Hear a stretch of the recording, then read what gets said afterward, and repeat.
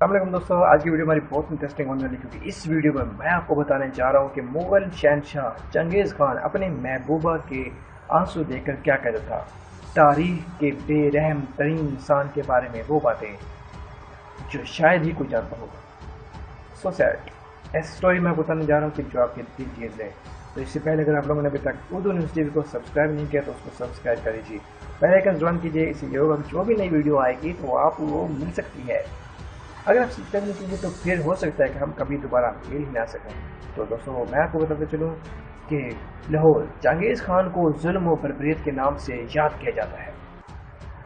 وہ ایسا قہر برساتا تھا کہ بچے تو کیا بڑے بھی سانس لینا بھول جاتے تھے، لیکن شاید ہی کوئی جانتا ہوگا کہ چنگیز خان دنیا میں ایک عورت سے ڈرتا تھا۔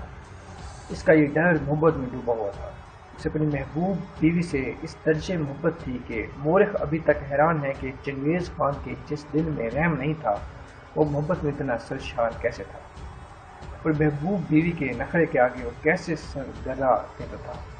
مورخ لکھتے ہیں کہ چنگیز خان بننے سے پہلے تموجن ایک حملہ میں موت سے بچ نکلا تو اس کی بیوی اس کے سرہانے بیٹھی رہتی تھی۔ وہ صبح پر اس کے بستر کے سرانے بیٹھ کر روتی، اگر تیرے دشمن تیرے بہادروں کو جو دیواروں کی طرح سر بلند ہے ہلاک کر ڈالیں گے تو تیرے چھوٹے چھوٹے کمزور بچوں کا کیا ہوگا۔ اور وہ نوجوان خان جس کے دل میں رحم نام کی کوئی شے تھی ہی نہیں، آنکھیں ملتا ہوا اٹھ بیٹھتا اور اپنی روتی ہوئی محبوبہ کو سینے سے لپٹا کر دلاسے دینے لگتا۔ تموجن کو مغلوں کا خان بنے اب 31 برس ہو چکے تھے، جبکہ خود اس کی اپنی عمر 44 سال تھی۔ اس عرصے میں مغولستان کے علاوہ پڑوس کے تقریباً تمام ممالک اور علاقے وہ فتح کر چکا تھا۔ اس کے انہی کارناموں کی بدولت 1206 میں ہونے والے مغلوں کی مجلس سے مشاورت نے اسے اپنا نیا شہنشاہ منتخب کر لیا تاکہ وہ ایشیا کی تمام قوموں پر حکومت کر سکے۔ تموجن نے پہلے انکار کیا، لیکن جب قرلتائی کا اصرار بڑھا تو اسے یہ عہدہ قبول کرنا ہی پڑا۔ قرلتائی نے یہ بھی طے کیا کہ اسے ایک موزوں خطاب دیا جائے۔ مجلس میں ایک پیش گوئی کرنے والا بھی تھا۔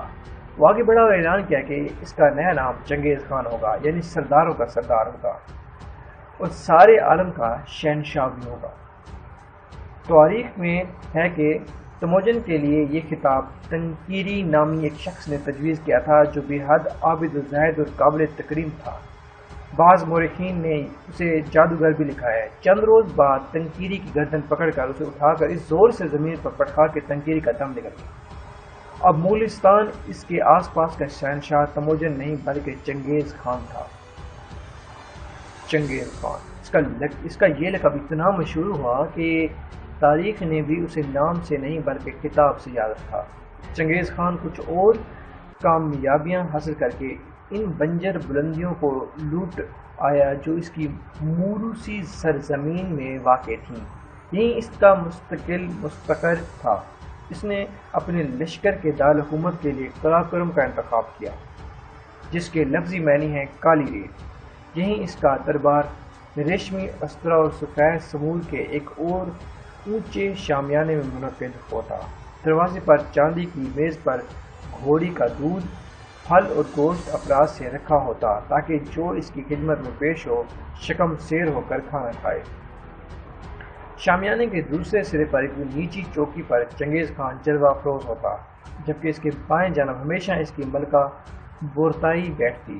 اگر کسی وجہ سے بورتائی دربار میں نہ آتی تو یہ حق چنگیز خان کی کسی اور بیوی کے حصے میں آتا۔ تاریخ میں ہے کہ بھوری آنکھوں والی بورتائی کے علاوہ خان کی اور بہت سی بیویاں تھیں۔ بعض مورخین نے ان کی تعداد بورتائی سمیت 5 لکھی ہے جو لشکر کے مختلف حصوں میں اپنے اپنے خیموں میں رہتی۔ ان بیویوں میں ختار اور لیاؤ کی شہزادیوں کے علاوہ ترک شاہی خاندانوں کی حسین بیٹیاں اور صحرائی قبیلوں کی خوبصورت ترین لڑکیاں تھیں۔ ان کی اپنی قوم کے لوگ ان کی خدمت کرتے ہیں، لیکن بورتائی کی خدمت کرنا گویا پورے لشکر کا فرض تھا۔ اس طرح اپنے بیٹوں میں سے صرف وہ ان چاروں کو وارث مانتا جو بورتائی کے وطن سے تھے۔ چنگیز خان نے 65 سال کی عمر میں 1227 میں وفات پائی۔ یوں اس نے اپنی زندگی کے 52 سال بورتائی کے ساتھ گزارے۔ ان 52 سالوں میں وہ اکثر مہموم میں چنگیز خان کے شانہ بشانہ رہی، لیکن جب اس عظیم شہنشاہ کا آخری وقت آیا تو وہ اپنے وطن اور محبوبہ سے ہزاروں میل دور تھا۔ تاہم صحراؤں میں جانے سے قبل زندگی کا آخری موسم سرما اس نے بورتائی کے ساتھ ہی گزارا۔ کہتے ہیں کہ دنیا کو بے آرام کرنے والا چنگیز خان خود آرام سے مر گیا، لیکن اس وصیت کے بعد کہ اس کی لاش دفن کرنے کے لیے بورتائی کے خیمے سے اٹھائی جائے۔ اس کے شہزادوں اور سرداروں نے ایسا ہی کیا۔ عورتوں میں سب سے آخر میں بورتائی نے اپنے تموجن کے ماتھے پر آخری بوسہ دے کر رخصت کیا، اور پھر دنیا کے ظالم ترین لیکن بورتائی کے محبوب ترین شخص کو دفن کرنے کے لیے ان وادیوں میں لے جایا گیا جہاں چنگیز خان نہیں تموجن رہا کرتا تھا۔ یہ تھیں کچھ اپڈیٹس، بلکہ ایک بہت ہی تاریخی واقعہ جو میں نے آپ کے ساتھ شیئر کیا۔ مزید اس سے واقعات کے لیے دیکھتے رہیے اردو نیوز ٹی وی۔ Thanks for watching. اللہ حافظ۔